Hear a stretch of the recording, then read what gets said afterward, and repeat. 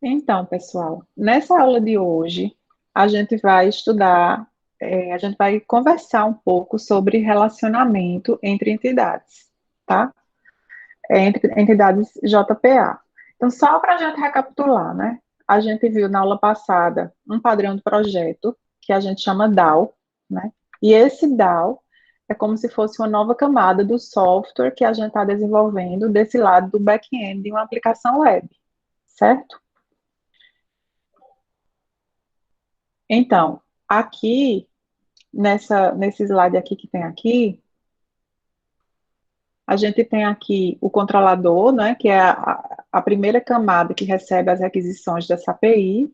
Esse controlador conhece os serviços, por sua vez, conhecem os repositórios e as entidades. Os repositórios são os objetos dentro da nossa aplicação que sabem conversar com a base de dados, né, com o sistema de armazenamento de dados, acho que é melhor chamar assim.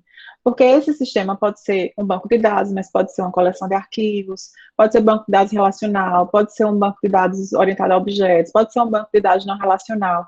Então, existem muitas tecnologias e opções para essa persistência dos dados, e essas tecnologias que a gente usa hoje, né, para a persistência dos dados, elas não oferecem uma API unificada, de forma que, dependendo do que a gente decide, como a gente decide armazenar os dados, é que a gente vai saber como é essa comunicação aqui entre esse sistema de armazenamento e os repositórios. Então, daí a importância do DAO, né? Porque a gente leva para esse objeto, leva para essa única classe a responsabilidade de saber realizar essa comunicação aqui, de forma que se no futuro essa interface de comunicação mudar, na aplicação da gente, a única coisa que vai precisar mudar é aquele repositório, certo? Então, esse padrão de projeto é o padrão de projeto usado no mundo inteiro. E para que as coisas funcionem bem, né, em termos de programação no Spring Boot, usando Java com Spring Boot, a gente marca uma interface como sendo @repository para indicar que isso é um repositório, né, da mesma forma que a gente marcava antes os controladores com o REST Controller, anotava, né, tô falando marcava, mas é anotar. A gente anota os serviços com @service, a gente também anota os repositórios com o @repository. E as entidades são as classes que vão representar as tabelas de nosso sistema, né? Já que aqui a gente vai lidar, falei tabelas, mas aqui vão representar os dados que vão ser persistidos no nosso sistema, tá? Aqui no nosso curso, a gente vai ficar trabalhando apenas com bancos de dados relacionais, tá? Então, esses bancos de dados relacionais vão ter tabelas, né? Como dizia meu professor de BD, tabelas nada mais que tabelas, lá nesse banco de dados. E essas tabelas, né, elas vão ter suas colunas, que são os atributos dos elementos que a gente armazena nessa tabela, dos registros, e cada linha é um registro. E aqui do software, na camada do software da gente, que é o OO, né, a gente está desenvolvendo um software orientado a objeto, a gente vai escrever classes que representam esses dados. Então, para um software novo, né, como é o que a gente está focando aqui no nosso curso, a gente vai escrever uma classe cujos atributos vão representar as colunas da tabela que a gente quer armazenar no banco de dados. Então, se a gente cria uma classe usuário e coloca lá uma coluna e-mail, que seria, vamos supor, o identificador, marca essa coluna, marca esse atributo com o @id, né? Porque essas entidades, além de estarem marcadas com @entity, algum atributo precisa também estar marcado com @id para indicar a chave primária daquela tabela. Então, vamos supor que a gente cria string e-mail, marca isso como ID. Então, o identificador vai ser o e-mail do usuário. String nome, string, sei lá, endereço completo. String telefone, colocar tudo como string. Quando a gente faz isso, a gente vai, se a gente associa, se isso é uma entidade, né, essa entidade está representando um registro de uma tabela que vai se chamar usuário no banco de dados e que vai ter essas colunas, e-mail como sendo a chave primária, nome completo, endereço, telefone, como sendo colunas dessa tabela, tá? Que é só uma revisão do que a gente já viu na aula passada, para a gente não entrar assim tão de supetão, né, no assunto, certo? E também para vocês terem a oportunidade de tirar alguma dúvida, se vocês estiverem com alguma dúvida a respeito desse assunto que queiram tirar, tá? Em Spring, né, falando de Spring, Java, esses repositórios vão ser muito simples de construir, porque esses repositórios vão ser apenas uma interface, né? A gente vai declarar uma interface que vai estender uma outra interface já existente, que é a JPA Repository, e a gente não precisa nem implementar essa interface, isso tudo fica a cargo do framework. E isso tudo que a gente está conversando aqui faz parte da API de persistência de Java, né, que a gente vai usar no Spring, tem a implementação do Hibernate, que implementa essa comunicação objeto relacional, implementa essa passagem, né, do mundo OO para o mundo relacional, e a gente está usando essas anotações para indicar para essa implementação as abstrações que devem ser usadas, tá? Então, quando a gente faz um @entity, a gente está comunicando que isso representa uma tabela que deve ser armazenada no UBD. Quando a gente marca com @repository, a gente está dizendo que isso é um objeto de acesso a dados e que vai acessar algum dado persistente no banco de dados, ou seja lá em que tecnologia estiver sendo armazenado esses dados, tá? Então, para a gente continuar a nossa aula, o que eu resolvi foi mudar um pouquinho do que eu fazia, do que eu fiz em outros momentos de uma disciplina semelhante, né? Eu sempre dava a parte de comunicação entre entidades, que a gente tem aqui as entidades, que representam as tabelas. Mas essas entidades, de alguma forma, se comunicam, né? Essas entidades não são entidades isoladas, né? Quando a gente está fazendo um software, as entidades que vão ser persistidas, né, as tabelas que vão existir no banco, na base de dados, né, falando agora mais especificamente de banco de dados relacional, de alguma forma elas vão se relacionar, né? Então a gente vai conversar hoje sobre como é que a gente configura esses relacionamentos da forma correta para que essa aplicação funcione corretamente, né? Ficou duplicada aí a palavra. Essa parte do curso, na minha opinião, é a mais complexa, porque não em termos de programação em si, mas em termos de design mesmo, tá? Porque fazer esse design de como é que essas entidades vão se relacionar no banco de dados, né? É algo que, às vezes, até um programador mais experiente para e fica na dúvida de como fazer, tá? Então, eu acho que essa é uma das aulas mais importantes, assim, desse curso, porque no final das contas, as APIs, o objetivo de toda API é expor dados, né? Só que é expor dados de uma forma controlada, de uma forma fácil de acessar, de uma forma segura, né? Então, projetar esses relacionamentos entre essas entidades é uma atividade essencial para o desenvolvimento de qualquer API, tá? É muito difícil a gente conseguir imaginar uma aplicação que seja útil e que as entidades não se relacionam, certo? Então, por isso que eu acho que essa é uma aula muito importante. Para a gente começar, vou tentar trazer um exemplo diferente do que a gente tinha visto, vinha vendo, né, que a gente tem sempre visto o nosso exemplo de perguntas e respostas. Já já a gente volta para ele, porque é o que eu tenho já programado aqui, mas só para a gente começar a pensar nesses relacionamentos. Vamos pensar numa rede social, tá? Vocês podem falar pelo chat, que eu consigo ver aqui de lado, e podem falar também pelo áudio para participar. Mas se a gente pensar numa rede social, quais são as entidades que vocês imaginam de uma rede social? Você vai desenvolver uma rede social. Qualquer uma, a gente consegue imaginar algumas entidades importantes, né? Alguém quer participar aqui, indicando alguma delas? Usuário. Usuário, perfeito. Toda rede social precisa de usuário, né? O que mais? Publicações. publicações, postagens, né? Isso. Comentários. Comentários, timeline, né? Todo usuário tem sua timeline lá, né? Que ele entra e vê, né? E vocês conseguem imaginar relações entre essas entidades? As relações, se a gente voltar, quando vocês estudarem, eu acho que a disciplina PO, vocês viram isso, ou a disciplina de análise, não sei. Em algum momento vocês viram diagramas de classes, não viram? Sim, sim. Nos estudos de vocês, né?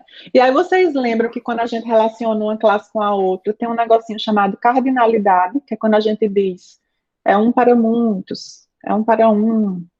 Lembram disso? Sim, sim, professora.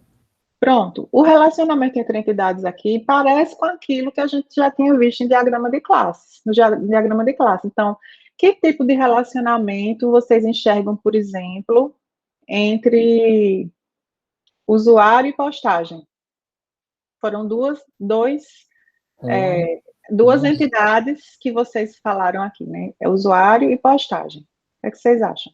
um para N. Porque um Um, usuário né? pode fazer várias postagens. Se a gente olha do ponto de vista do usuário, é um para N, né? Porque um usuário pode ter várias postagens. Se a gente olha do ponto de vista de postagem, é como?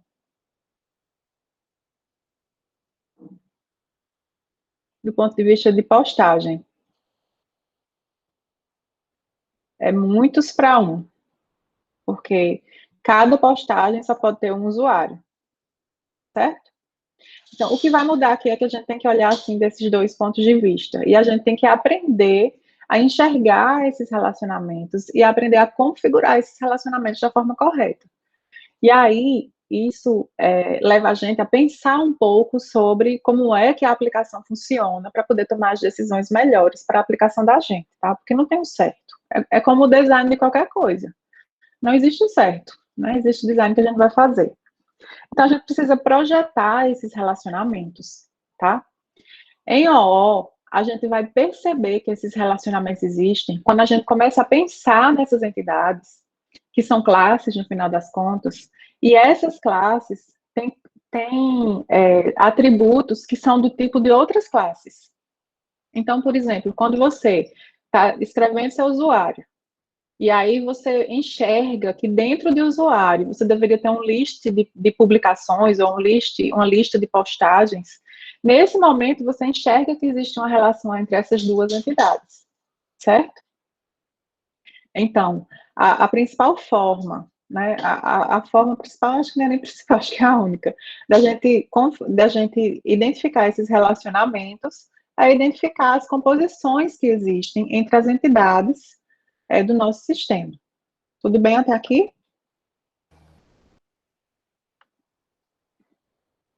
Então, espero que esteja tudo bem. Se não tiver, vocês me interrompam, por favor.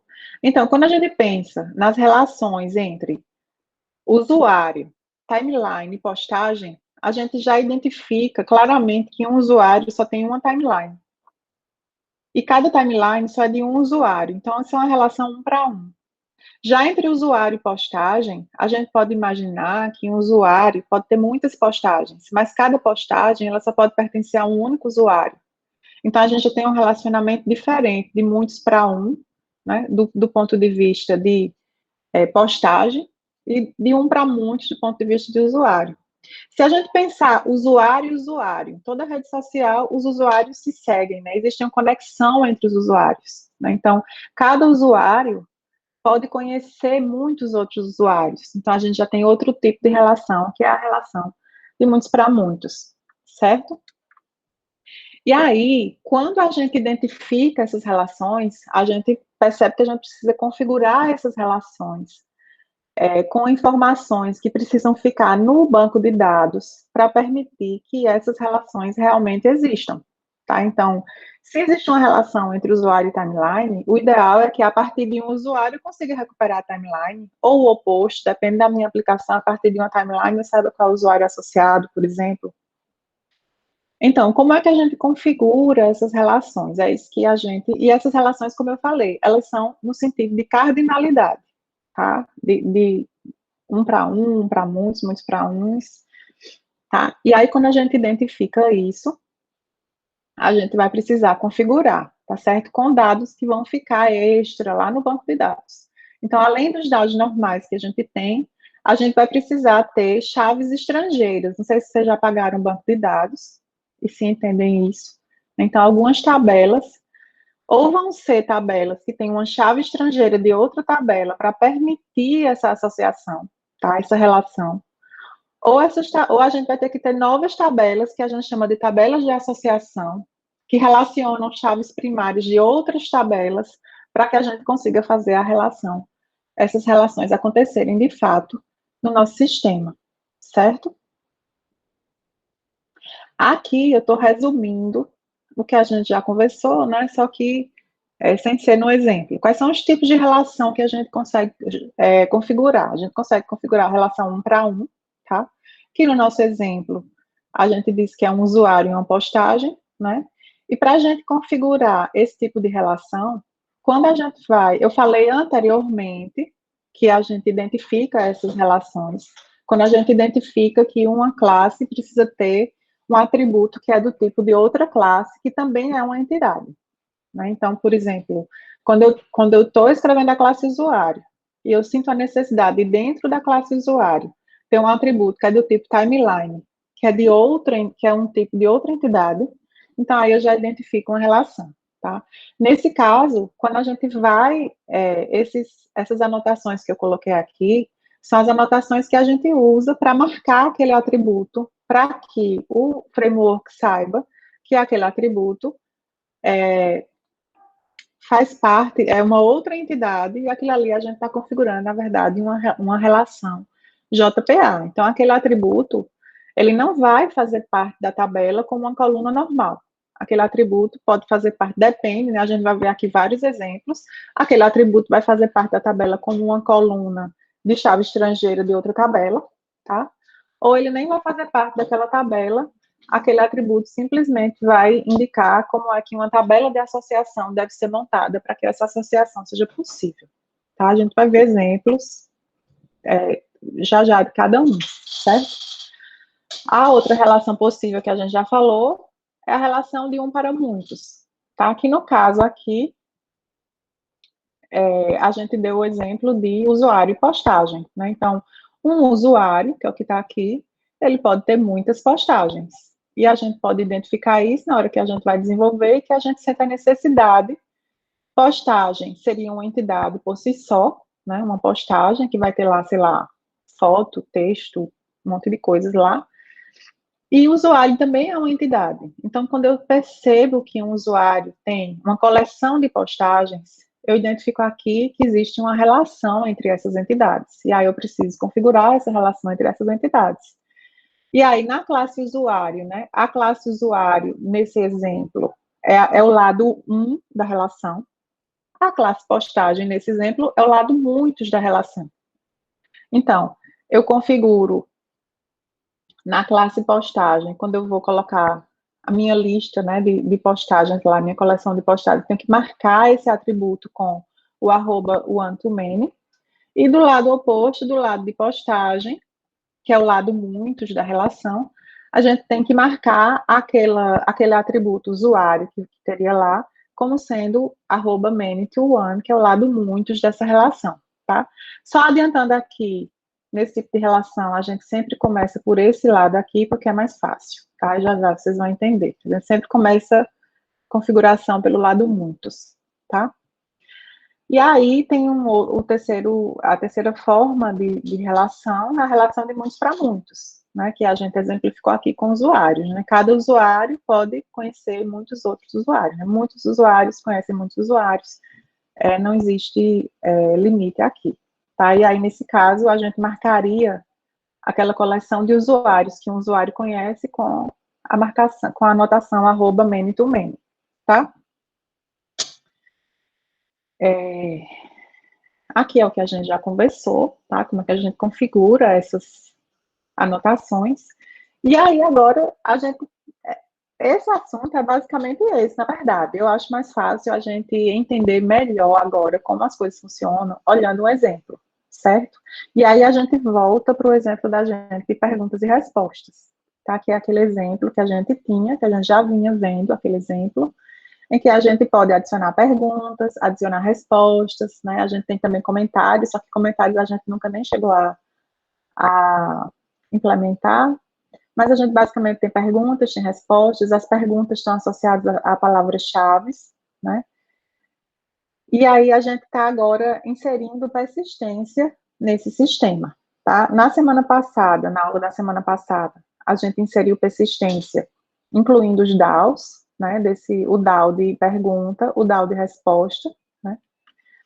E agora a gente vai inserir as relações que existem entre essas entidades, tá? Então, lembrando, né, nossa API ela é muito simples, mas ela é o suficiente para a gente ter um exemplo bem completo aqui do que eu gostaria de mostrar para vocês, tá? Para facilitar o estudo de vocês. Porque nessa aula que a gente vai ter aqui, a gente não vai conseguir ver tudo o que seria possível, né? Isso aí vem com a prática depois de ir vendo situações diferentes, tá? Então, a gente basicamente tem pronto um post que vai adicionar perguntas, né? Um post que vai adicionar respostas. Aqui, a gente já vê na própria API a associação. A gente até conversou isso quando a gente falou sobre regras de design para as APIs, né? Se a gente tem perguntas, /id, /respostas, isso aqui já é um indício de que resposta tem uma associação com pergunta, né? Nesse caso aqui, uma pergunta pode ter. Qual é a relação? Uma pergunta pode ter muitas respostas, né? Então, a relação de um para muitos. Cada resposta só pode estar associada a uma pergunta, mas eu posso ter muitas respostas para uma mesma pergunta, tá? Então, isso é uma relação de um para muitos. Aí, para facilitar, eu implementei também uma função aqui, um caminho para a gente recuperar as perguntas e um caminho para a gente recuperar respostas, tá? Então, quando a gente olha essa relação aqui entre perguntas e respostas, do ponto de vista, quem é o lado muitos dessa relação entre perguntas e respostas? Quem é o lado muitos dessa relação? As respostas, né, professoras? As respostas, perfeito. Então, cada resposta, se a gente pensar no código OO, a gente tem que uma resposta, ela teria que ter uma pergunta dentro dela, que é a pergunta que está associada, né?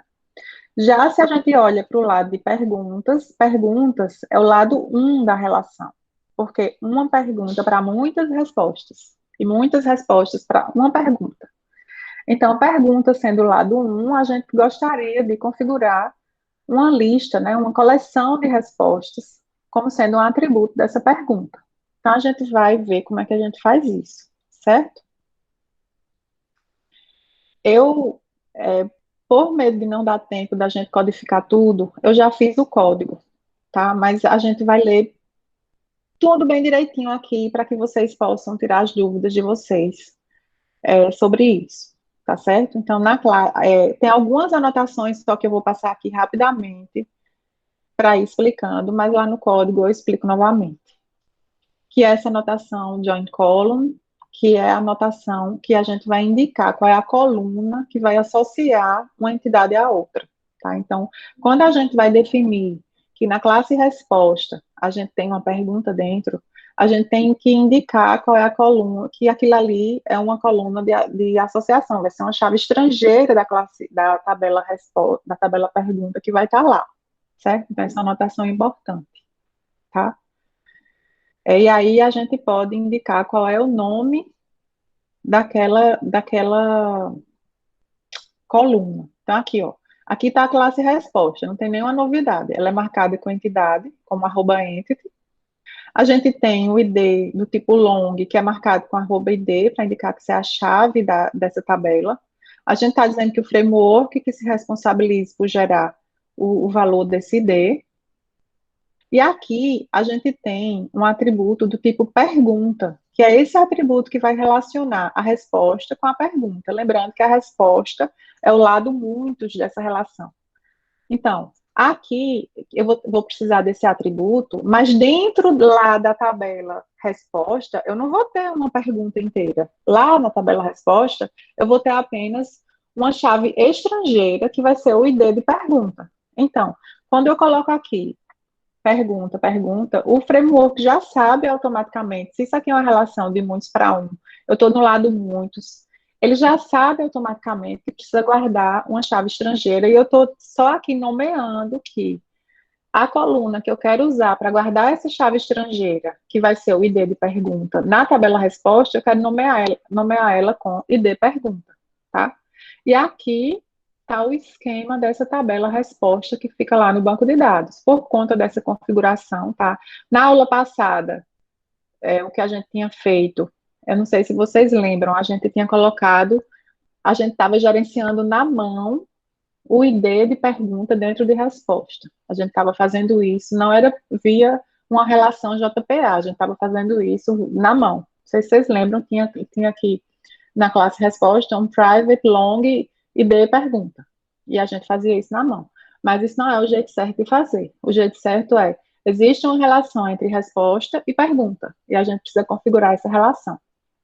Então, como desenvolvedor, a gente para e pensa, essa relação é de que tipo? E a gente é de um para muitos, porque é uma pergunta para muitas respostas. E a gente vai começar, em geral, quando são relações desse tipo, configurando no lado muitos. Porque aqui no lado muitos, é muito natural, né, que existe simplesmente uma chave estrangeira aqui no banco com o ID do lado 1, que nesse caso é a pergunta, né, que seria o ID de pergunta, tá? Quando a gente faz isso, então, a gente está associando que cada resposta está associada a apenas uma pergunta. Mas a gente permite no framework que uma pergunta tenha muitas respostas, certo? Quando a gente configura esse tipo de relação aqui.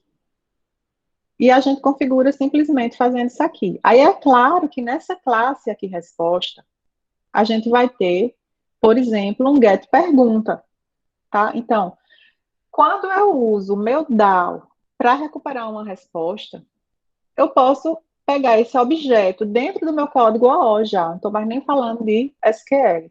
Dentro do meu código OO, eu posso pegar esse objeto resposta e fazer um get pergunta e recuperar a pergunta inteira que está nesse objeto, certo? Claro que por trás da cena, sim, existe uma chamada, né? Existe uma chamada lá no banco de dados para recuperar esses valores. Todos esses scripts SQL que precisam existir, né, para que isso aconteça, né, eu recupero uma resposta, consigo fazer um get pergunta dentro do meu código OO e a pergunta vem, né? Isso tudo é o framework que vai fazer para a gente, né? Bastando que a gente configure isso aqui. Essa relação aqui, JPA, que existe. E aí, a partir dessa coluna extra que tem aqui, com a chave estrangeira de pergunta, o próprio framework, né, a implementação lá do Hibernate, vai se encarregar de fazer o SQL que vai recuperar essa pergunta e passar para a gente o objeto pergunta associado a essa resposta. Então, em termos de SQL, a gente não precisa saber nada. Tá? O que a gente precisa saber é configurar essa relação. Ok? Até aqui? Tá sim, professora. Joia.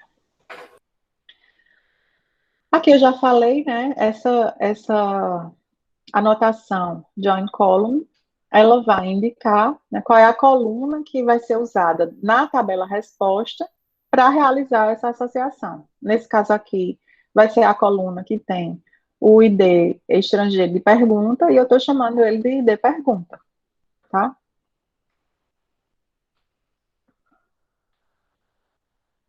Quando a gente faz isso e não mexe na classe pergunta, né? Porque a gente aqui fez isso na classe resposta, né? A gente está aqui falando da classe resposta, tá?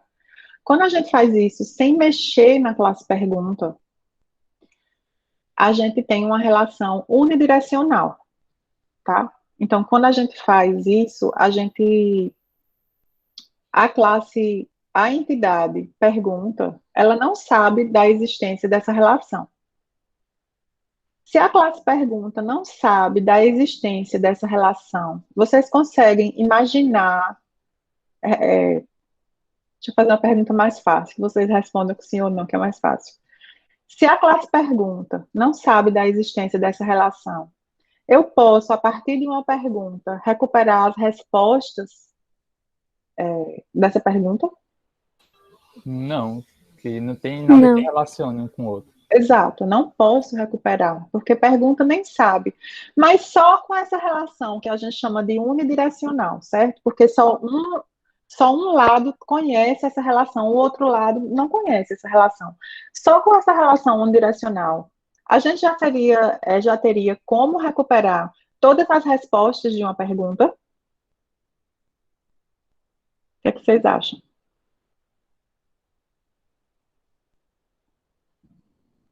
Sim ou não? Repita a pergunta, professora. Pergunta não sabe de resposta, certo? Pergunta não tem relação com... Ela não conhece essa relação, mas resposta conhece. Resposta já foi configurada dessa forma aqui. Com resposta desse jeito, e resposta, a gente sabendo que a tabela de resposta é assim, né? Que tem a chave estrangeira de pergunta. Já é possível recuperar todas as respostas de uma dada pergunta só com essa configuração aqui? Já. Isso aí é Já é Acho que sim. possível. Sim, é possível, certo? Porque se você pensar, vocês já pagaram BD? Espero que sim. Já. Já, né? Vocês conseguem facilmente, né? Fazer uma busca aí no banco de dados usando SQL, que vai filtrar todas as respostas cujo ID pergunta. Já que isso aqui é uma coluna extra que vai ficar na tabela resposta, eu posso filtrar todas as respostas. Eita, Ana, a Ana está dizendo que entendeu se eu perguntei se vocês já tiveram um bebê. Foi não, se já pagaram um bebê. Se a gente tem essa coluna extra aqui, né, e de pergunta, que é a chave estrangeira de pergunta dentro da tabela resposta, a gente consegue fazer pedir ao banco de dados usando SQL, vocês conseguiriam fazer uma filtragem de todas as respostas cujo ID pergunta é um determinado valor. Concordam?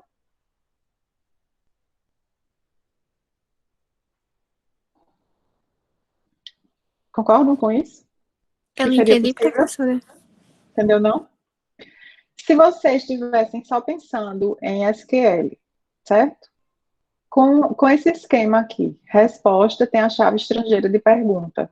Vocês conseguiriam fazer uma busca aqui nessa tabela que retornaria todas as perguntas com um determinado ID, concordam?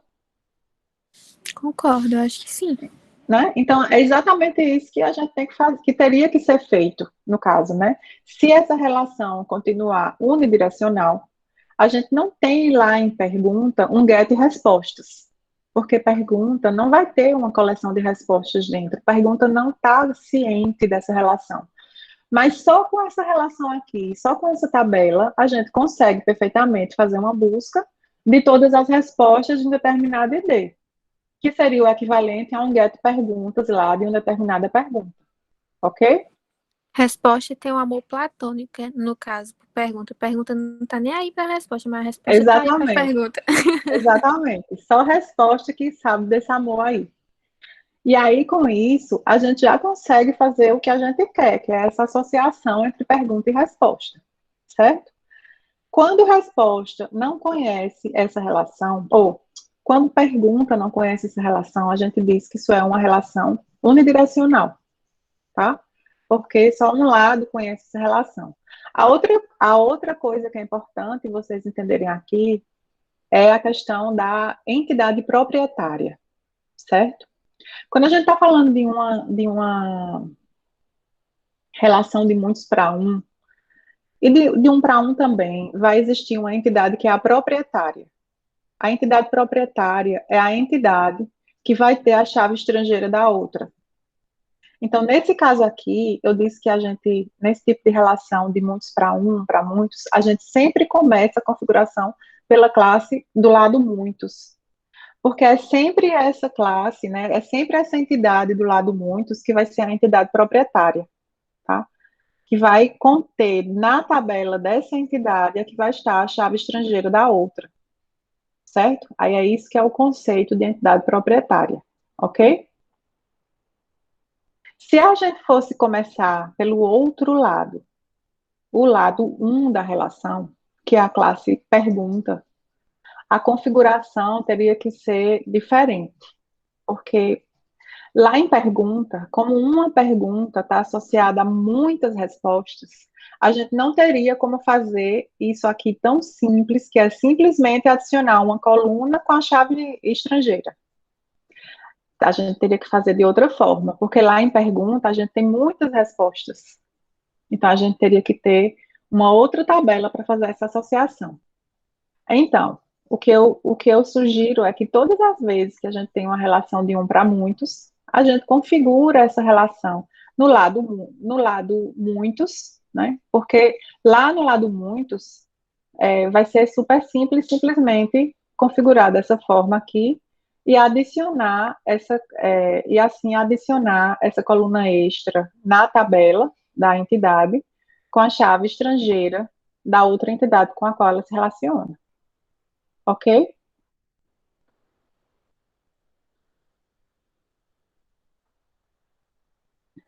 Então, isso aqui a gente já falou, Ok. tá?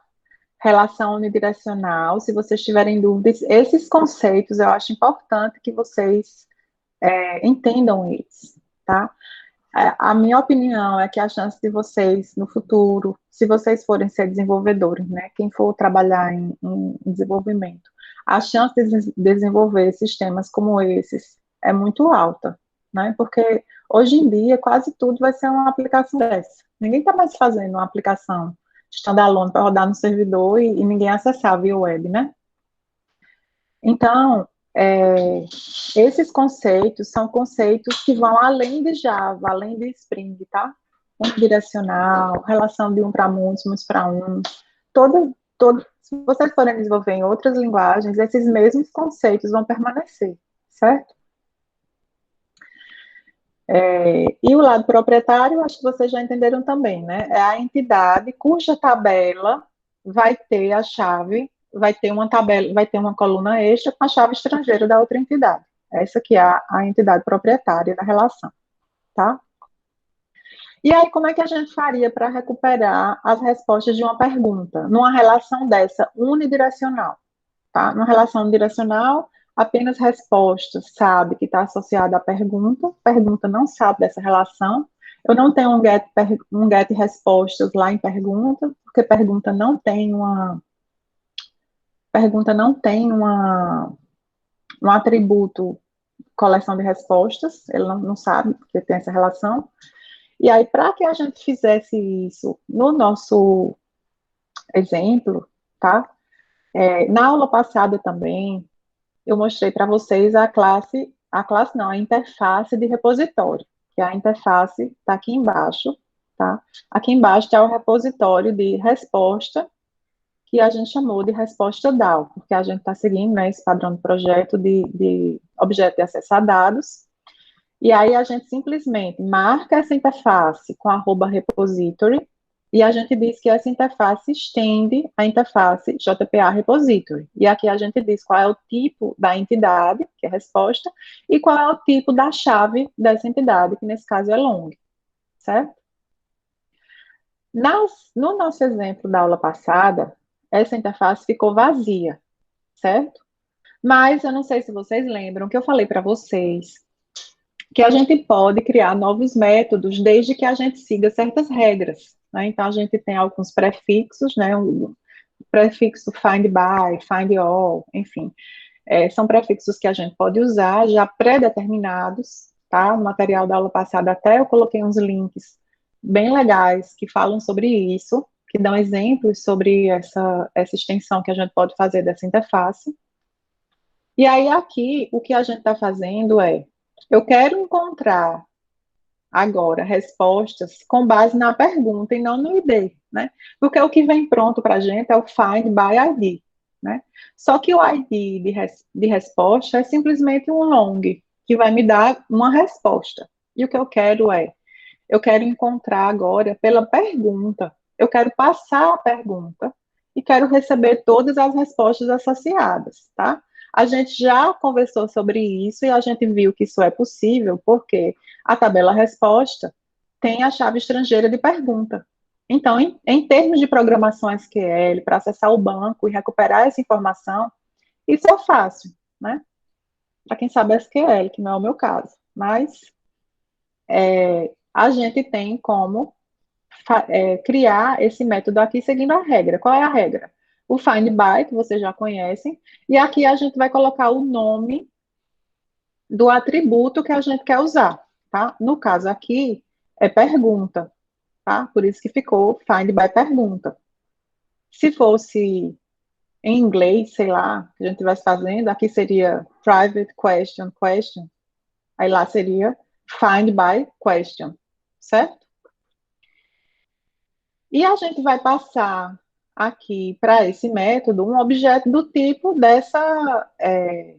desse atributo aqui, que no caso é o tipo pergunta, certo? Então, quando a gente faz isso, o próprio framework lá com Hibernate vai gerar o código SQL, que vai acessar essa tabela, filtrando apenas as respostas cujo ID, ou só apenas as perguntas, aliás, filtrando apenas as respostas cujo ID pergunta é o ID dessa pergunta que a gente passar aqui. Tá? E aí ele vai retornar uma lista de respostas. Ok?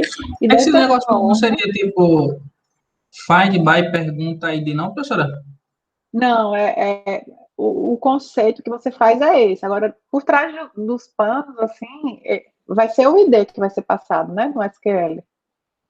Não, porque Mas aí como que tá, é como se ele pegasse, tipo, fizesse a pesquisa por pergunta, passando a pergunta em si. Eu nunca vi dessa forma, passando não, a a primeira vez. pergunta. Passando a pergunta em si. Você, do lado O, você vai passar a pergunta, certo? É a primeira vez que eu vejo assim, mas é massa, não sabia não. Aprendi mais um Do hoje. lado SQL, eu não sei como é que ele vai fazer exatamente essa busca. Eu acredito que ele pega o ID dessa pergunta e faz a busca, buscando naquela coluna da chave estrangeira lá todos os registros que aquela coluna ali é um determinado valor, que é o valor do ID dessa pergunta que você passou, certo?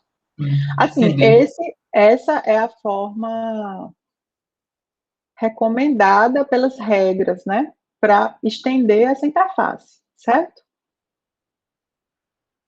E aí, com isso, a gente consegue perfeitamente, dada uma pergunta, recuperar todas as respostas dela, mesmo que a pergunta não tenha nem noção dessa relação que a pergunta tem com as respostas, ok? Porque a gente até agora tem uma relação unidirecional. E aí, o que a gente vai precisar fazer um pouco aqui também vai ser modificar o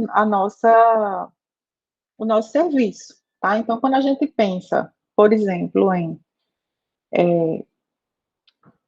recuperar as respostas de uma dada pergunta, né, que seria essa rota aqui, tá? O que a gente precisa fazer aqui está o código. A gente precisa, primeiro, verificar se essa pergunta existe, tá? Que é o que a gente sempre fez já. Se essa pergunta não existe, eu vou retornar lá uma exceção para que o controlador retorne para o cliente o erro, né? Provavelmente o status not found. Se eu saio desse if, é porque essa pergunta existe. Se essa pergunta existe, eu vou simplesmente retornar o find by pergunta, né? Eu vou lá chamar o repositório de respostas que o serviço deve conhecer, tá? Esse é um método da classe do serviço. Eu vou pedir ao repositório de respostas um find by pergunta e passo a pergunta aqui, cujas respostas eu quero recuperar. E aí pronto, está feito, tá? Esse aqui é o método getRespostas. Poderia ser diferente se a relação fosse bidirecional? Se resposta também soubesse dessa relação, seria diferente, porque aqui eu poderia pedir já na própria resposta, né? Na própria pergunta que eu recupero, eu fazia um getRespostas, e recuperaria as respostas. A gente vai ver esse código já já, certo? Que é agora, ó. Se a pergunta... Vocês entenderam isso aqui? Isso aqui é o método get respostas do serviço. Então, o controlador, ele quando recebe uma requisição para essa rota aqui, né, ele vai simplesmente chamar esse método do serviço para recuperar as respostas de uma dada pergunta. Ok? Beleza, professor. Se essa relação fosse bidirecional, pergunta também iria saber que essa relação existe, tá? E aí, se pergunta também sabe que essa relação existe, o que é que vai mudar aqui? A gente, como programador, precisa definir isso no código da entidade pergunta, né? Então, aqui está o código da classe pergunta. Né? A gente tem um identificador de pergunta, que é um long, marcado com @id e gerado automaticamente pelo próprio framework. Aí a gente tem os atributos normais de pergunta, e a gente vai ter aqui, ó, um novo atributo aqui, ó, que é uma lista do tipo resposta. É aqui que eu estou dizendo, existe uma relação entre resposta e pergunta. Porque uma pergunta precisa ter uma coleção de respostas. Aí, como é que eu configuro essa relação? Essa relação é one-to-many, é um para muitos, porque a gente está do lado pergunta, né? Então, a pergunta é uma pergunta, tem muitas respostas. E aqui, eu já não vou colocar o join column, porque isso já foi configurado lá em resposta. Resposta, que é o lado muitos da relação, sempre vai ser a proprietária, tá? O lado muitos sempre vai ser o proprietário. Aqui eu vou apenas dizer, ó, essa relação é mapeada pelo atributo pergunta. Esse atributo está onde?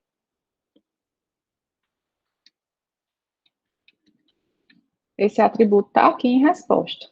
Então, esse mesmo nomezinho que eu coloquei aqui, eu vou colocar aqui para dizer que eu quero mapear essa relação através do atributo pergunta que está nessa resposta, nessa entidade resposta.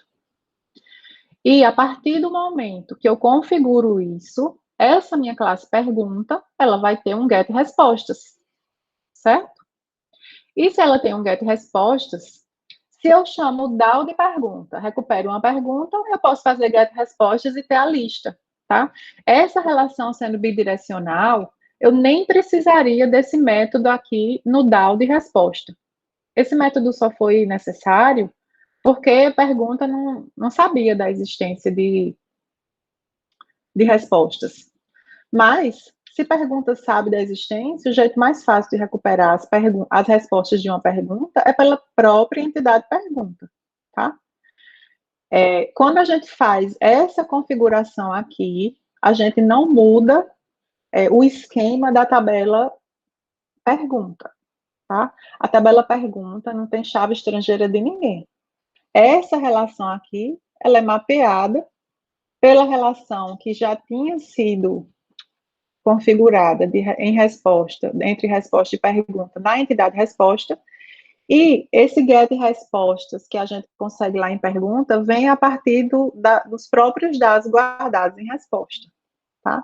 Então, pergunta não guarda chave estrangeira de ninguém, tá? Aqui a gente tem o esquema de dados agora, né, com essa relação bidirecional, a gente tem o esquema de dados de pergunta, que é o que já era, é o ID de pergunta, se está apagado ou não, o texto, e a gente tem resposta com o ID de resposta, se está apagado ou não, o texto da resposta, e o ID da pergunta, que é a chave estrangeira de pergunta dentro da tabela resposta. Ok, pessoal, até aqui?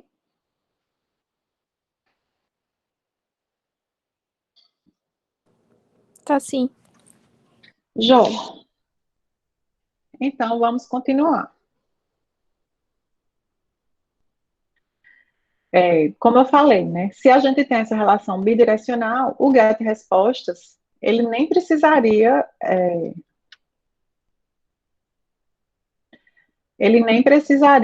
acessar o DAO de pergunta, tá?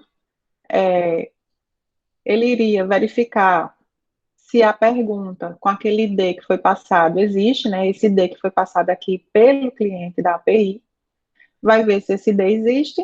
Se esse ID existir, ele simplesmente vai pegar a resposta pelo ID e dali, daquele objeto resposta, ele vai chamar o método getRespostas.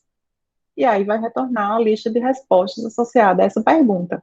Existe SQL por trás disso? Existe. Só que quem faz não é a gente, tá? A única coisa que é interessante falar aqui é que a gente não vai tocar nesse assunto assim muito hoje, porque eu acho que é muita coisa para ver em um dia só. E, na verdade, vocês vão vendo isso ao longo do desenvolvimento, tá? Não vou ter uma aula para isso. Mas existem outras configurações possíveis. Então, por exemplo, tem umas configurações de fetch, não sei quem já trabalhou com isso, deve ter visto já. E aí, essas configurações, elas são feitas para essas horas aqui, tá? A minha pergunta é, essas respostas associadas a essa pergunta, assim que eu recupero a pergunta, as respostas já são recuperadas do BD e já vêm nesse objeto, ou elas são recuperadas do BD só quando eu faço getRespostas? Entenderam a pergunta? Como é que vocês acham que funciona? Porque eu disse que eu vou recuperar do BD a pergunta, né? Agora, nessa relação bidirecional que a gente tem agora, eu vou recuperar a pergunta, e aí depois eu vou fazer um getRespostas para pegar as respostas de uma dada pergunta. A minha pergunta para vocês essa pergunta, quando a gente recupera do BD, ela já vem com as respostas associadas a ela dentro lá daquele objeto, tá? Ou isso só vem depois, quando eu faço um getRespostas? Vocês entenderam minha pergunta? Entendi. Eu acho que vem junto, já que é uma coisa relacionada. Eu acho que já está contido dentro das perguntas. Certo. Isabela acha que vem junto. Alguém acha diferente? Eu acho que não, porque Não acho que não. nessa hora você está puxando você só quer a pergunta. Depois que você Assim, vai pegar a resposta, aí vem junto. o que acontece é assim, isso é uma configuração, tá? Quando vocês começarem a brincar com isso e estudar sobre isso, vocês vão ver exemplos que o pessoal faz que tem essa configuração de fetch, certo? Aí, nessa configuração, que a gente colocaria essa configuração aqui nessa classe pergunta, tá? Nessa configuração aqui, a gente vai dizer se o tipo de se esses dados são recuperados de forma preguiçosa ou se são recuperados de forma gulosa, tá? A gente configura, por default, de forma preguiçosa. Significa que quando eu pego a pergunta, a resposta não vem. A consulta ao banco de dados só vai ser feita quando esse código aqui for rodar, esse getRespostas. Aí a consulta vai ser feita para recuperar a resposta. E a gente pode configurar isso para ser guloso, que é quando eu recupero a pergunta, a consulta ao banco de dados que recupera as respostas já é feita na mesma hora e a pergunta já vem dentro com os objetos do tipo resposta associados a ela, tá? Qual é o melhor, qual é o correto? Depende da sua aplicação. Se é uma aplicação que nem sempre você vai fazer o getRespostas, é raro fazer o getRespostas, provavelmente talvez não faça. Então, é melhor ser o preguiçoso, porque em termos de desempenho vai ser melhor. Isso, Isabela falou aqui a mesma coisa. Então, mas se é algo que você sabe que, de certeza, se alguém recuperar uma pergunta, vai pegar as respostas, então você pode pegar logo. Aí, outras coisas podem entrar aqui nessa decisão, né? São muitas respostas, isso vai tomar muito de memória. Se isso toma muito de memória, isso demora muito a ser recuperado do BD. E aí é um monte de coisas que a gente tem que pensar, que são específicas da aplicação. Vamos supor que demora muito recuperar essas respostas. Então, talvez seja melhor recuperar logo. Porque quando o usuário fizer um getRespostas, ele não vai precisar ficar esperando muito tempo. O tempo de resposta vai ser melhor. Mas se for algo rápido, e talvez ele nem faça o getRespostas, deixa no preguiçoso. Então, assim, O que eu quero dizer é que não tem o certo, não tem o melhor, não tem o pior. Vai depender da situação que você está programando, né, da sua aplicação e do uso desses dados dentro da funcionalidade da sua aplicação, certo? Mas isso é algo que pode ser configurado. Se a gente não fala nada, o default é ser preguiçoso, tá? Professora, só uma pergunta Ou, besta, na verdade. pode perguntar. Em caso de uma rede social, tipo Instagram, essas perguntas, elas são como? Elas são... Porque, tipo, toda vez que você pega uma foto, meio que tá os comentários lá direto, levando em consideração que a foto seria a pergunta e os comentários as respostas, colocando mais ou menos nessa comparação. Seria como essa implementação? Direta ou preguiçosa? Tipo, preguiçosa ou gulosa? Eu acho que é mais complexo ainda do que isso, porque além de você recuperar, lá eu acho que tem a questão da paginação, que já é uma questão da view, né? A gente só vê algumas respostas, né? A gente não vê todas. Eu acredito, se eu fosse fazer, né? Eu não sei como é lá. Quem implementou é que decidiu. Eu faria guloso, né? Aí eu acredito que eles devem pesquisar, recuperar apenas algumas respostas, não todas. Ou pelo Lá menos na view, eu acho que isso é na view, a própria view é que vai filtrar algumas respostas para mostrar para a gente, na verdade. Eu suponho, não tenho esse conhecimento. eu dei uma Mas lida hoje, alguém. professora. Eu fiquei Ah, curioso, né? Assim, tipo, lá é algo bem mais complexo, porque lá, tipo, eles usam meio que eles implementaram agora P2P. Aí, tipo, quando você posta uma foto, alguma coisa, aí, tipo, sai o seu celular sai espalhando na rede, aí, tipo, os outros celulares vão publicando. Aí é algo bem muito mais complexo. Não, acho que não envolve tanto isso aí, não. eu imagino que é mais complexo, porque acho que eles têm muitos problemas de desempenho, né? Com milhares de usuários no mundo todo. Isso. Tem a questão também dos destaques, alguns comentários podem ser destacados, tem É, curtida, né? Tem as prioridades também. é. Eu suspeito que isso é muito navio, sabe? No cliente, no lado cliente, que vai recebendo informações e lá dentro do próprio cliente filtra, sei lá, recebe uma determinada quantidade de respostas, vamos supor assim, que seriam os comentários, né? E filtra lá, colocar só os que estão pinados, ou só os que têm mais likes, ou só os últimos. Aí eu acho que é o cliente que faz esse filtro lá no cliente, e quando o usuário vai clicando no mais para ver mais coisas, enquanto tiver coisas que ele já recebeu do servidor, ele nem pede mais nada ao servidor, ele vai mostrando lá, e aí ele só pede, tipo, a próxima página ao servidor quando ele já. Estou chutando aqui, certo? Não sei exatamente como vai ser, não. Léo falou aqui, os comentários empaginados, acho que 30 também acho que é paginado. E no cliente tem o Infinity Scroll para carregar mais. Isso. Não falei besteira não, né, Léo? É mais ou menos isso mesmo, né? Tu acha?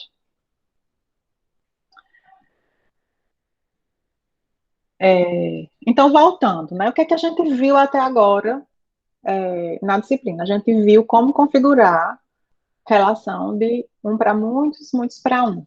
Né? A gente já entende o que é uma relação bidirecional, o que é uma relação unidirecional, o que é a entidade proprietária. A gente já entende que a entidade proprietária vai ter uma chave estrangeira com uma tabela, com uma coluna extra na tabela daquela entidade, tá? E aí eu pergunto para vocês agora uma nova questão aqui, porque a gente está entrando no desenvolvimento desse software que é de perguntas e respostas. E eu não sei se vocês lembram, mas esse software de perguntas e respostas tem palavras-chave associadas à pergunta, lembram? Cada pergunta está associada a algumas palavras-chave. E aí, qual seria a relação entre palavra-chave e pergunta? Primeira pergunta antes dessa, que eu pensei agora. Se a gente mantiver lá em pergunta simplesmente um string com as palavras-chave, que é como a gente tinha antes, só isso, um string com as palavras-chave. O que é que a gente perde de funcionalidade nesse software? Vocês entendem essa pergunta?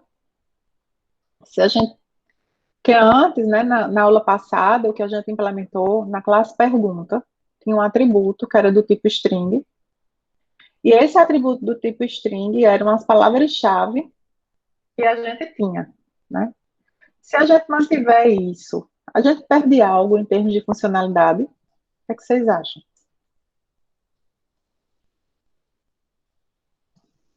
Para que Nessa eu não existe? sei. Para que existe essa palavra-chave? Por que é que vocês acham que seria interessante ter palavra-chave associada à pergunta? Pela questão de busca, tipo, quando você vai fazer uma busca, a palavra-chave ela seleciona melhor. Exatamente. Vamos supor que eu estou preocupada, eu quero achar algo relacionado a eclipse. Eu posso, quando eu for buscar as perguntas, eu posso buscar perguntas que têm essa palavra-chave associada, para tentar já filtrar as perguntas que podem ser de maior necessidade para mim, ou de maior interesse para mim. Isso é uma funcionalidade que a gente pode pensar para esse software, né? E aí, para fazer isso, vocês acham que a gente pode deixar essa palavra-chave, essas palavras-chave, como simplesmente strings dentro de pergunta? Será que para ter essa funcionalidade da palavra-chave auxiliar na busca, se for só um string dentro de pergunta, vocês acham que vai ser simples de fazer, ou será que seria uma forma melhor de fazer?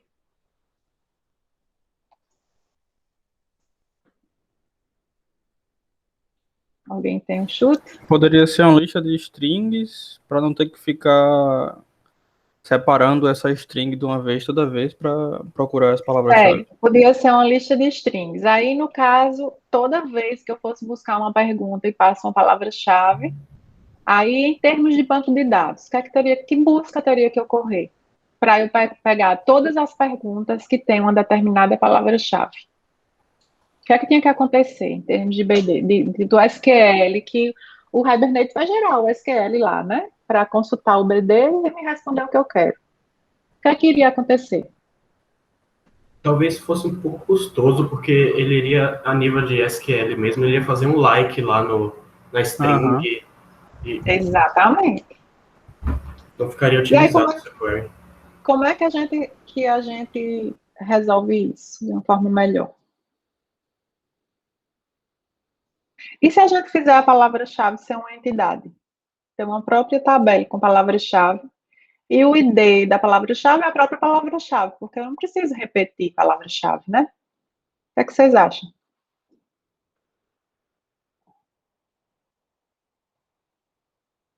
Ixi, entenderam minha pergunta? Entendi, acho que poderia ser até legal para evitar a questão da repetição também. Exatamente. E aí, se a gente tivesse isso, tá? Então agora a gente tem uma nova entidade.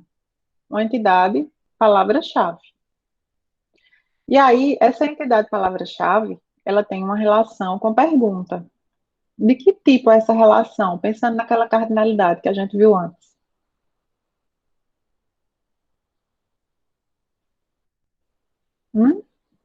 De que tipo é essa relação?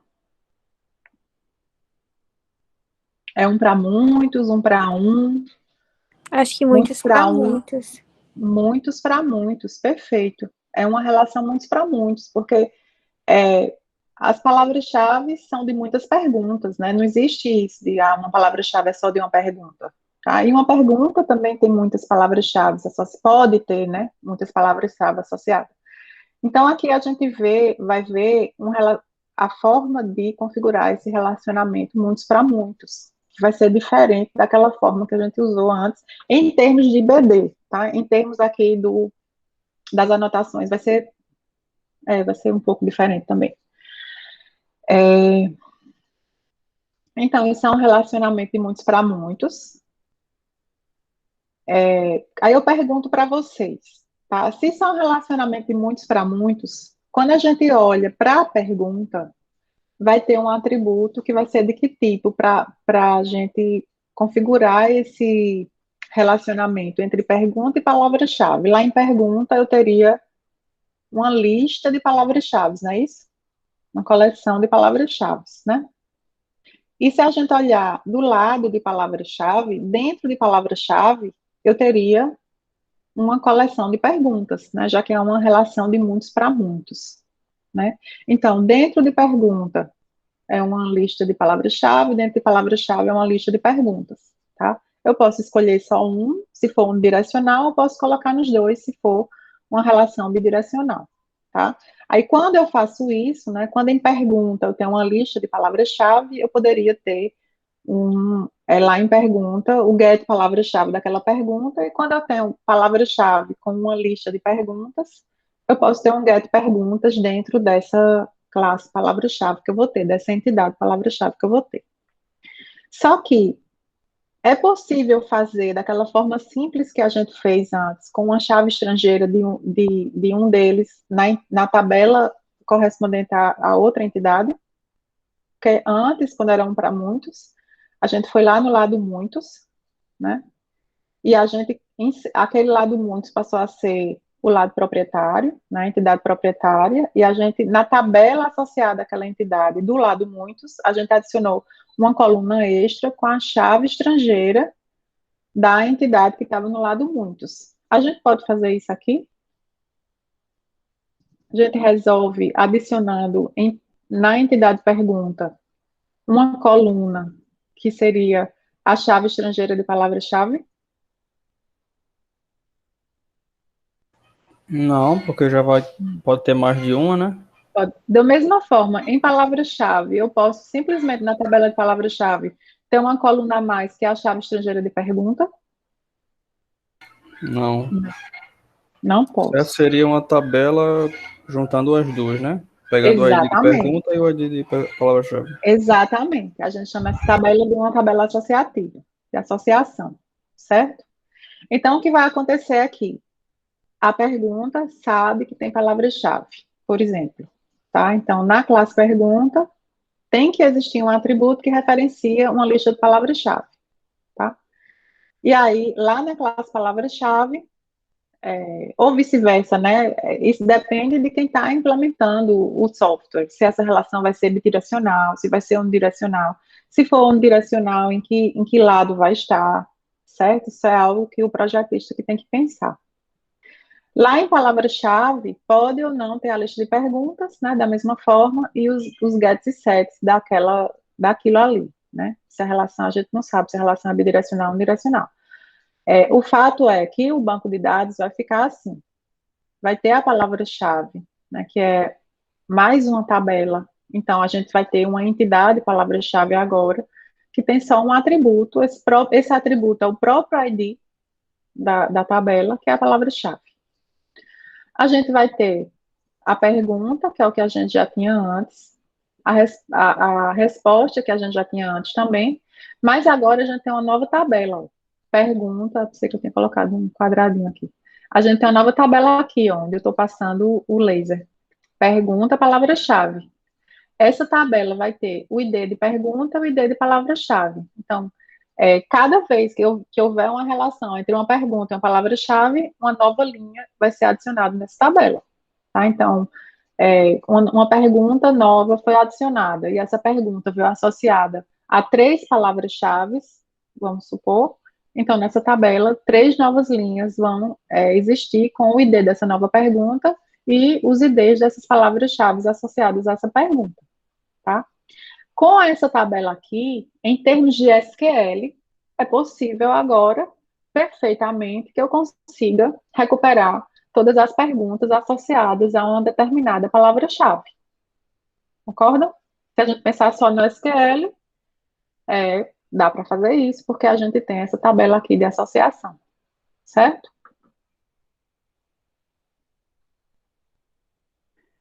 E aí, como é que a gente configuraria isso? Tá? Eu configurei desse jeito aqui uma relação bidirecional para vocês verem, mas a gente poderia ter configurado isso aqui lá na classe palavra-chave perfeitamente, tá certo?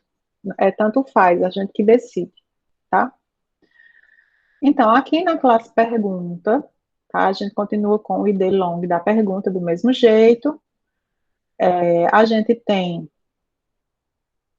outros atributos aqui de pergunta, né? Porque a gente pode ter até a lista de respostas, enfim, pode ter outros atributos aqui, mas a gente vai ter um atributo que é uma lista de objetos do tipo palavra-chave, tá? Palavra-chave é outra entidade, e a gente colocou o nome palavra-chave. Aí agora é que vem aqui a mágica, né? Eu estou dizendo que essa relação é de muitos para muitos, que é o que a gente já tinha conversado, e agora eu vou definir a tabela de associação que eu quero usar para configurar essa relação. Eu estou dizendo que eu vou criar uma tabela de associação. Lembra que antes a gente tinha join column, não era? Agora a gente tem join table, porque agora eu preciso de uma tabela de associação. Então, é você, programador, que tem que saber. Isso é uma relação muitos para muitos, e agora eu vou definir uma tabela de associação, e não uma coluna de associação, certo? Aí eu estou dizendo aqui que o nome dessa tabela vai ser pergunta, palavra-chave, que é exatamente o que apareceu aqui. Isso que eu mostro aqui é a própria aplicação já pronta, aí a gente se conecta no banco de dados e vê como é que está o BD, certo? Então, eu estou dizendo que o nome dessa tabela é pergunta, palavra-chave. Eu estou dizendo aqui quais são as colunas que eu quero dentro dessa tabela pergunta, palavra-chave. Então, uma é pergunta ID, tá? A outra é palavra-chave ID. Eu estou colocando os nomes, na verdade, tá? Eu estou dizendo que eu tenho duas colunas, tá? Nessa tabela. Por trás dos panos, o framework que vai descobrir, são duas colunas, uma é para pergunta, uma é para palavra-chave, e ele vai fazer isso magicamente para a gente com essa configuração aqui. Do lado palavra-chave, já que eu já coloquei isso aqui como sendo tipo a classe proprietária, vamos supor assim, que é nessa classe que eu estou definindo a tabela de associação, nessa entidade, né? Apesar de que não vai ficar uma coluna aqui, né? Mas essa seria a entidade proprietária. A outra entidade, né, nesse caso aqui de palavra-chave, eu vou simplesmente dizer que eu quero mapear essa relação com a coleção de perguntas através dessa relação palavra-chave aqui, desse atributo palavra-chave que vai estar em pergunta, tá? Esse atributo aqui, esse aqui tem que ser o mesmo nome aqui, tá? Palavra-chave. E esse JSON Ignore, eu quis mostrar aqui para vocês, porque isso é só questão mágica quando a gente está testando, para não ficar estranho. Porque, como eu coloquei uma relação bidirecional, então, quando eu pegar, por exemplo, quando eu fizer aqui um get perguntas, por exemplo, tá? Aqui em palavra-chave. Eu pego uma palavra-chave, aí eu recupero a palavra-chave e faço um get perguntas, para eu conseguir recuperar todas as perguntas associadas a essa palavra-chave. Aí, quando eu faço isso, o que vai vir é uma lista de perguntas. Só que a lista de perguntas, ela tem dentro palavra-chave, né? A lista de palavras-chave. Mas aí, essa lista de palavras-chave, cada palavra-chave dessa vai ter uma lista de perguntas. E aí, se a gente não colocar um JSON Ignore em algum lugar, vai ficar um loop lá, trazendo pergunta e palavra-chave, pergunta e palavra-chave, até dar um overflow lá no seu software.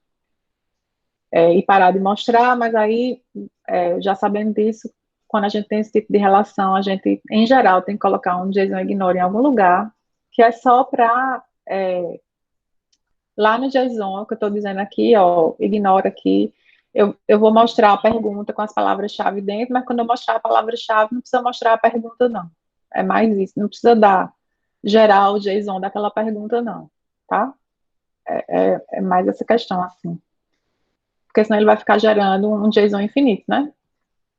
Pergunta com palavra-chave, eu chego na palavra-chave, aí bota a pergunta, aí quando adaptar a pergunta, que é a palavra-chave. Vocês entenderam isso? Quem já programou nisso deve ter passado já por isso. Beleza, pessoal? Nesse tipo de configuração aqui, de relação muitos para muitos, é uma configuração mais chata, né? Acredito que ninguém vai decorar, né? O que a gente tem que saber é identificar quando a gente quer configurar uma relação dessa. Uma vez que a gente quer configurar, com o tempo, as coisas vão sendo memorizadas. Antes, você vai pegar um exemplo e vai seguir aquele exemplo para fazer igual, né? É só uma questão de prática para ir memorizando essas configurações. Mas é importante que vocês saibam que na relação de muitos para muitos, a gente vai precisar de uma tabela de associação. Beleza, pessoal? Vocês estão tão calados, não sei se vocês foram embora, estão aí ainda, né? Eu tô aqui. Então, eu vou seguindo, né? Tá todo mundo calado, quem cala consente, sinal que estão Estamos aqui. entendendo. Estamos só escutando. Certo. Aí, só para a gente finalizar, tá? Porque a gente falou já da relação de um para muitos e muitos para um, falou da relação de muitos para muitos, e faltou a gente falar da relação de um para um, tá? Eu deixo para o fim, porque no final das contas, vocês já devem ter uma noção de como vai ser essa relação, né? A gente vai forçar que em uma dessas entidades exista uma chave estrangeira da outra entidade que está associada, tá? Em que entidade vai ser a proprietária? Nesse caso, qualquer uma pode ser a proprietária, né? Porque como é uma relação de um para um, então, em qualquer entidade, eu posso ter a chave estrangeira da outra entidade associada, correto? Então, a forma de configurar isso aqui é muito parecida com a forma que a gente usou para a configuração da relação um para muitos, tá certo? Muitos para um. Um para muitos. E quando a gente configurou lá a pergunta, a resposta, certo? Aí, só para forçar a barra aqui, vamos supor que a gente tem, nesse software que a gente está fazendo, tem usuário, que o usuário tem contato, e a gente resolveu que contato é uma entidade à parte. E aí, entidade sendo uma entidade à parte, cada usuário deve ter um contato, e cada contato deve ser de só um usuário, tá? Só uma forçação de barra para a gente ter um exemplo, que é um relacionamento de um para um entre usuário e informação de contato, tá? Se essa informação é unidirecional ou bidirecional, se essa relação, né, é unidirecional ou bidirecional, é o programador que vai decidir. Mas nesse caso aqui, parece que é mais fácil decidir, nem sempre é fácil assim. O que é que vocês acham? A gente deve ter uma relação... Será que é importante que informação de contato saiba recuperar o usuário? Que eu tenha uma informação de contato na mão, que é, sei lá, um endereço, um telefone, sei lá mais o que, do usuário. Aí, a partir dessa informação, eu recupero o usuário. Será que isso vai ser algo comum de acontecer no software? Acho que sim, principalmente nessa questão de recuperação de senha, tudo mais, sempre envia para o contato, caso você perca e tal. Então, sem antes saber quem é o usuário, você já ter a informação de contato na mão e, a partir daí, recuperar o usuário. Porque geralmente, tipo, não coloca o usuário numa recuperação, por exemplo, coloca ou o e-mail ou o número. Então, nesse caso, esse lado é importante. E o outro lado, eu tenho um usuário e quero recuperar a informação do contato dele, também é importante? Eu acho que sim.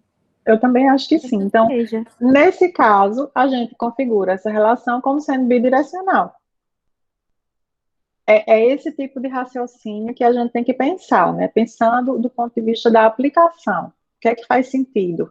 É ser unidirecional? É ser bidirecional? No caso de um para um, a classe proprietária pode ser qualquer uma, né? É diferente do que a gente viu no caso de um para muitos. Então, no caso de um para um, ela pode ser qualquer uma. A entidade proprietária pode ser qualquer uma, tá? E o que a gente precisa fazer é, por exemplo, aqui na classe usuário, essa entidade tinha um e-mail, nome, senha, e-mail, ID. A gente está configurando aqui uma relação um para um, então a gente vai ter um join column, que é para identificar, para dizer que nessa tabela usuário, eu quero uma coluna extra, que eu quero nomear como contato ID, e está associado à classe contato. O resto, o JPA faz para a gente, tá? E aí, já que eu configurei isso aqui, eu vou conseguir ter um set contato e um get contato a partir do próprio usuário, tá? No meu código orientado a objetos. Se eu configuro isso também na classe contato, aí lá eu não vou ter o join column, eu vou ter o mapped by, lembram? O one to one, abre parênteses aqui, mapped by, aí eu coloco contato, né? Que já está mapeado isso aqui. E aí lá em contato eu posso ter o get usuário lá em contato, ok? Então, é uma configuração muito parecida com a configuração que a gente tinha quando a gente tinha uma relação para muitos, com a diferença que agora qualquer entidade pode ser a proprietária. E aí, só para a gente finalizar essa parte, o que eu queria que vocês aprendessem assim era pensar nesses relacionamentos, saber como configurar, o que é que acontece no banco de dados quando a gente configura essas coisas. E aí tem outras coisas, é claro que não é tão simples como a gente viu até agora, tem outras coisas que podem ser configuradas, tá? Mas eu acredito que com o tempo, né, com a experiência de vocês, especialmente quem for no dia a dia, implementar esse tipo de sistema no trabalho, né, quando vocês estiverem já com seus empregos, tem outras configurações, como por exemplo o Cascade e o Fetch. O Fetch eu já falei, né, que é aquilo que tem a ver com quando é que eu recupero do banco de dados. Se eu recupero rápido, se eu sou guloso, e assim que eu recupero uma entidade que se relaciona com outra ou outras, eu já recupero essas outras, ou deixo para recuperar só quando no meu código OO eu faço o get daquela relação, faço um get perguntas, por exemplo, um get respostas, por exemplo, e só assim é que eu vou conseguir recuperar, né? Então, isso tem a ver com quando é que eu recupero do BD e trago para o mundo OO aquela informação, tá? É o FET, que basicamente é lazy e eager. E o Cascade tem a ver também com essas relações, mas ela tem a ver com a propagação de operações no banco. Então, por exemplo, se eu tenho usuário e informação de contato, quando eu salvar o usuário, informação de contato, já está salvo lá no banco? Vai ser salvo automaticamente, já que eles têm uma relação? Se eu apagar um usuário, automaticamente o contato que está associado deve ser apagado, já que tem essa relação ou não. Então, essas configurações de Cascade têm a ver com isso. Quando eu salvo uma pergunta, quando eu for salvar uma, sei lá, vou adicionar uma resposta a uma pergunta, aí eu salvo a resposta no banco. Já que essa resposta está associada àquela pergunta, eu salvo aquela pergunta, se ela tiver mudado, eu salvo também já ela. Enfim, são questões desse tipo. Se você não fizer nada e salvar no banco sempre que você achar necessário, vai dar certo, tá? Mas quem tiver curiosidade pode estudar sobre essas configurações aqui, que isso é mais para questões de desempenho da aplicação mesmo, tá? Aí aqui, eu coloquei aqui um link de um negocinho, tipo uma apostila que eu escrevi, explicando tudo isso que a gente conversou, certo?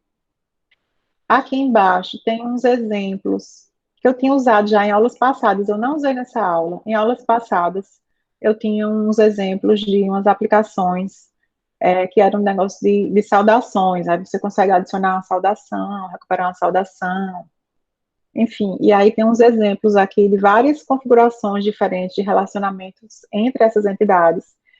E, além disso, tem o nosso código do que eu mostrei para vocês hoje, tá?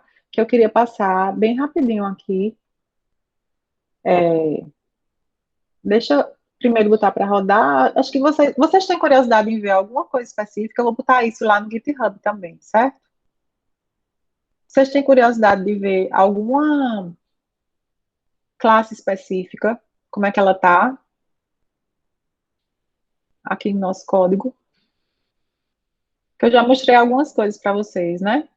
Deixa eu só relembrar como é que eu deixei, aliás, não é o DTL que eu quero abrir, não. Se eu deixei pergunta e resposta. Cadê as entidades? Dá os GTOs entidades. Ó, palavra-chave, como é? Palavra-chave é só a palavra-chave, o many to many aqui, mapeado palavra-chave que já foi lá em pergunta configurado.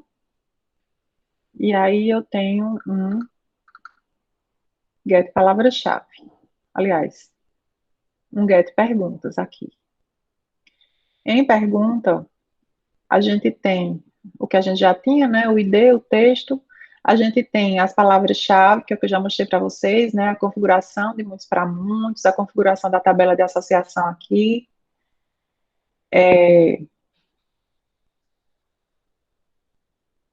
E aqui, eu deixei aqui comentado, porque se a gente quiser ou não dar relação bidirecional com resposta, né?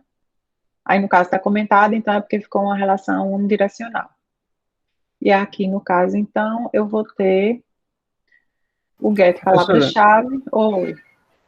Não seria estranho Get a resposta. resposta ter a pergunta, não? A resposta ter um atributo pergunta? Por que seria estranho? Não sei, eu acho que para o objeto resposta ele ter uma pergunta, sei lá, eu acho estranho. O objeto resposta, ele está associado a uma pergunta, né? Nesse caso aqui, se você quer ter essa relação, o mais simples é ter isso, porque você simplesmente vai ter aquela coluna de associação. Se você não tiver Mas essa poderia ser associação unidirecional aí, também, né? pode, ela agora está unidirecional, só que para ela ficar unidirecional e você conseguir recuperar as perguntas de uma resposta, ou as respostas de uma dada pergunta, provavelmente aqui no DAO de resposta, eu vou ter aquele método, ó, que a gente falou, né, para poder recuperar isso. Uhum. A questão é que, quando você está configurando isso aqui, se você pegar aqui a classe resposta e não quiser que resposta saiba, só pergunta saiba, aí você teria que forçar a barra em ter uma tabela associativa, né? Tá entendendo? Porque Verdade. porque pergunta, ela tem uma lista de respostas. Então, não dá para fazer só com uma coluna de associação, com a chave estrangeira de uma coluna a mais aqui. Aí você teria que configurar uma tabela de associação. Eu acho mais bacana a classe proprietária sempre ser o lado muitos, porque do lado muitos eu consigo colocar uma coluna com a chave estrangeira do lado 1, entendeu? Uhum. Por isso que ficou dessa forma, certo? Aí, se você quiser também a relação bidirecional, só é descomentar isso aqui e ter o get respostas dentro da classe pergunta para poder você conseguir recuperar as respostas bem facilmente dentro do seu código OOL. Uhum. Certo? Beleza. Que mais que a gente tem aqui? Acho que é interessante vocês verem o serviço, né? Os DAOs, eles não vão ter diferença, tá? A palavra-chave DAO não tem nada, é só aquela interface mesmo. Pergunta DAO também não, e resposta DAO tem aquilo que a gente já tinha visto lá na aula, né? Aquele novo método para recuperar as respostas, uma lista de respostas que está associada a uma dada pergunta, certo? Aqui no serviço, o que a gente tem o serviço que conhece o repositório de perguntas, o repositório de respostas, as palavras-chave, tá? Melhorou? Tá muito pequeno, né? Repositório de perguntas, repositório das palavras-chave, né? E aí, isso aqui é o construtor. Aqui, quando eu digo adiciona pergunta, aí eu passo uma pergunta DTO. Essa pergunta DTO, eu estou gerando um objeto do tipo pergunta, né? Que é a minha entidade, a partir do DTO, nenhuma novidade.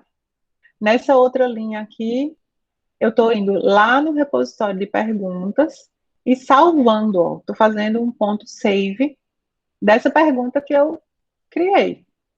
Nenhuma novidade, né? Aqui, o que eu estou fazendo é recuperando as palavras-chave.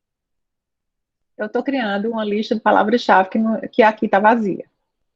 Nesse código aqui, ficou meio feioso, que eu devia ter criado um método extra, mas o que eu estou fazendo é extraindo as palavras-chave dessa pergunta aqui, DTO, tá? Porque nessa pergunta DTO, lembram que era o JSON, né? E aí eu pego o campo palavra-chave desse JSON aqui, né? Eu vou simplesmente fazer um split aqui e adicionar cada vez que eu pego uma palavra, ó, string palavra, palavra-chave. Aí, se a palavra-chave já existe, se aquela palavra-chave já existe, eu peguei a palavra aqui, se já existe no repositório de palavra-chave, já que a gente configurou que a própria palavra é o ID, se não existe, aliás, né, tem um não aqui, foi mal. Se não existe, eu vou salvar. Tá vendo que a gente salva tudo na mão, tá? A gente que tem que chamar o save para esse negócio ir para o BD. Então, eu salvei aqui a pergunta já, só que sem as palavras-chave.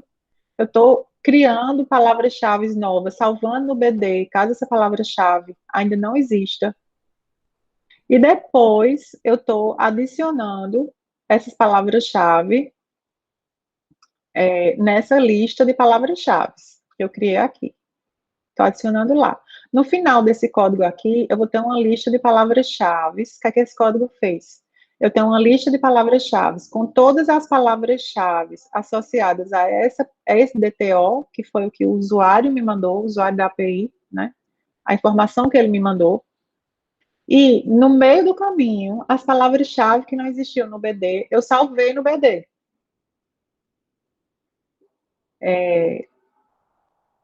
Como isso aqui é um ID, eu suspeito, mas eu não fiz o teste, certo?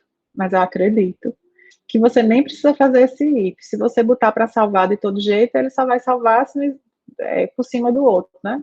Se já existia. Já que é o ID do seu banco de dados.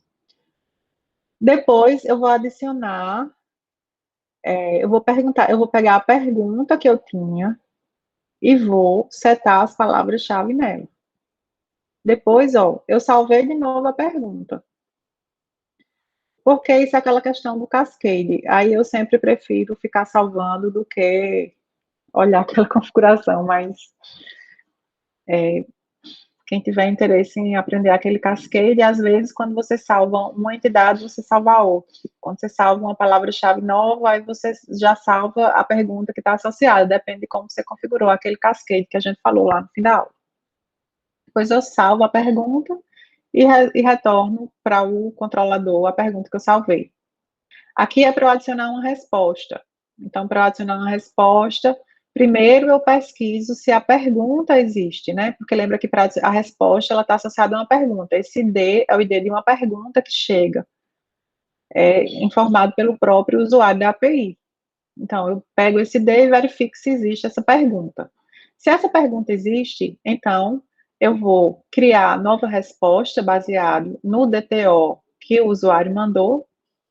Então, eu vou fazer um new de resposta, né, para criar um novo objeto tipo resposta. E vou salvar essa resposta, tá? Para poder, nesse caso aqui, como resposta tem uma associação com pergunta, né? Resposta tem uma pergunta dentro. Então, eu disse que o meu construtor de resposta, ele recebe a pergunta. Por isso que eu estou fazendo aqui, ó, repositório de perguntas, quando find by ID, passo o ID da pergunta, recupero a pergunta para poder construir a resposta.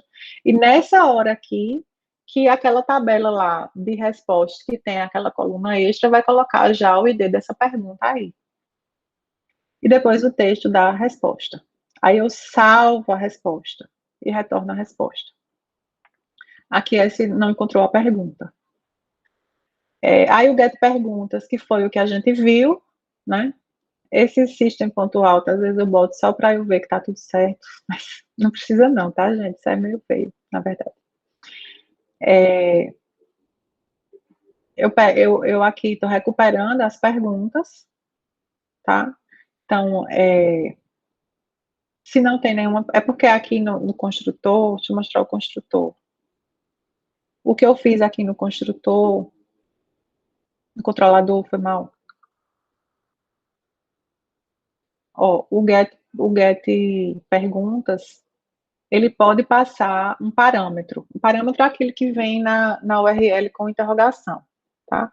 E aí o parâmetro palavra-chave. Aí ele não é obrigatório, tá? E o valor default é vazio, caso ele não venha. Por isso que eu testo lá. Se palavra-chave for vazio, é porque eu quero todas as respostas de uma determinada pergunta. Ou eu quero todas as perguntas que estão no sistema.